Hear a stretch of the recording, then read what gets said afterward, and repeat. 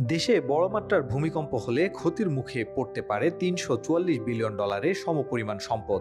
এছাড়া সারা দেশে ঝুঁকিসম্পন্ন ভবন প্রতিস্থাপনে ব্যয় হতে পারে $356 বিলিয়ন, যা দেশের মোট জিডিপির প্রায় ৭৭%। জাতিসংঘ এবং দেশের বিভিন্ন বিশ্ববিদ্যালয় গবেষকদের সহায়তায় ২০২৩ সালে এক গবেষণা প্রতিবেদন প্রকাশ করে ইতালির গ্লোবাল আর্থকোয়াক মডেলিং বা জেম ফাউন্ডেশন। প্রতিবেদনে বাংলাদেশ এবং তার চারপাশের সক্রিয় ফল্ট জোনে ভূমিকম্পের ঝুঁকির বিষয়টি উঠে আসে। সে সঙ্গে আর্থিক ক্ষয়ক্ষতির সম্ভাব্য এসব আগামচিত্রও তুলে ধরে সংস্থাটি। এদিকে ২১ নভেম্বর সকালে সাম্প্রতিককালের সবচেয়ে তীব্র ভূমিকম্প দেখেছে বাংলাদেশ, যা ছিল ৫.৭ মাত্রার। এরপর পরদিন ২২ নভেম্বরও ৩ দফা ভূমিকম্পে কেঁপেছে দেশ। এসব আলামত ভবিষ্যতের বড় ভূমিকম্পের সতর্কবার্তা হিসেবে দেখছেন বিশেষজ্ঞরা।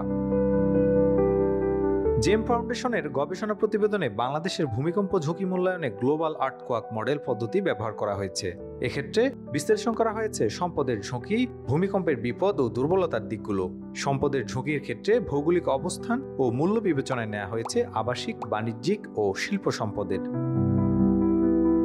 প্রতিবেদন বলছে দেশের ৭টি অঞ্চলের সম্পদের তথা ভবন সংখ্যা ধরা হয়েছে ২,৯০,০০,০০০। ভূমিকম্পের ঝুঁকিতে থাকা এই সম্পদের মূল্য নির্ধারণ করা হয়েছে সর্বোচ্চ $৩৪৪ বিলিয়ন, যা ২০২৪-২৫ অর্থবছরে জিডিপির ৭৪%। অন্যদিকে ভূমিকম্পের ক্ষতি থেকে এই সম্পদ রক্ষা করতে প্রতিস্থাপন ব্যয় ধরা হয়েছে $৩৫৬ বিলিয়ন। ঢাকা ও চট্টগ্রাম অঞ্চলে সম্পদের পরিমাণ ও প্রতিস্থাপন ব্যয় হবে সবচেয়ে বেশি। এর মধ্যে ঢাকার ৯০ লাখ ভবন প্রতিস্থাপনে ব্যয় হবে $১৪৯ বিলিয়ন। এছাড়া চট্টগ্রামে ৫০ লাখ ভবন প্রতিস্থাপনে ব্যয় হবে $৬২ বিলিয়ন। তারেক হোসেন, বাংলা নিউজ 24।